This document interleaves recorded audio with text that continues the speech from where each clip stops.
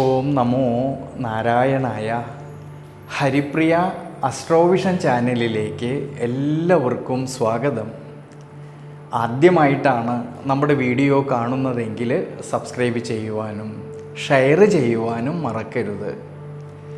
കൂടാതെ ജാതക സംബന്ധമായിട്ട് എന്തെങ്കിലും സംശയം തോന്നുന്ന പക്ഷം എൻ്റെ ഈ വാട്സപ്പ് ഞാനിവിടെ പറയുന്നത് ചതയം നക്ഷത്രത്തിൽ ജനിച്ചവരുടെ ജൂലൈ മാസത്തെ ഗുണദോഷ ഫലങ്ങളെക്കുറിച്ചാണ്.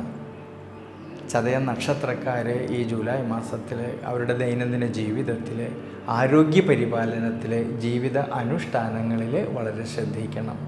പ്രത്യേകിച്ച് യാത്രകളിലും ഡ്രൈവിങ്ങിലും കൂടുതലും ശ്രദ്ധ വേണ്ടുന്നതായിട്ടൊരു സമയമാണ്. ഇനി കർമ്മസംബന്ധമായിട്ട് നോക്കുമ്പോഴാണെങ്കിൽ അഭിവൃദ്ധിക്കും ശ്രേയസ്സിനും എല്ലാം സാധ്യത കാണുന്നുണ്ട്. ഈ ജൂലൈ മാസത്തിൽ സ്വയം തൊഴിൽ ചെയ്യുന്നവരിലും, ബിസിനസ് മേഖലകളിൽ പ്രവർത്തിക്കുന്നവരിലും, ഔദ്യോഗിക മേഖലകളിൽ പ്രവർത്തിക്കുന്നവരിലും ഉയർച്ചയ്ക്കും അഭിവൃദ്ധിക്കും എല്ലാം സാധ്യത കാണുന്ന സമയമാണ് ഈ ജൂലൈ മാസത്തിൽ. അധ്വാനിച്ചതിൻ്റേതായിട്ടുള്ള നേട്ടങ്ങൾ കിട്ടുന്നതായിട്ടൊരു സമയം കൂടിയാണ്.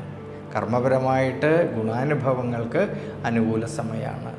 ഇനി വിദ്യാർത്ഥികൾക്കാണെങ്കിൽ പഠന സംബന്ധമായിട്ടും ധാരാളമായിട്ടുള്ള നേട്ടങ്ങൾക്ക് അനുകൂല സ്ഥിതി കാണുന്നുണ്ട്. പഠനത്തിൽ നല്ല മികവ് പുലർത്തുവാൻ കഴിയുന്ന ഒരു സമയം കൂടിയാണ്.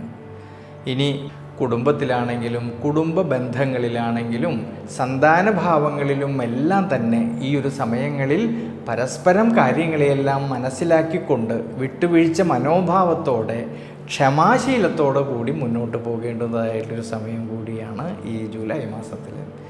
അതുകൊണ്ട് ചതയം നക്ഷത്രക്കാർ ഈ ഒരു സമയത്ത് വിഷ്ണു ക്ഷേത്രത്തിൽ അഷ്ടോത്തര മന്ത്രം കൊണ്ട് അർച്ചന ചെയ്ത് പ്രാർത്ഥിക്കുന്നതും ശനീശ്വര പ്രീതികരമായിട്ടുള്ള വഴിപാടുകൾ ചെയ്യുന്നതും വളരെ നല്ലതാണ്.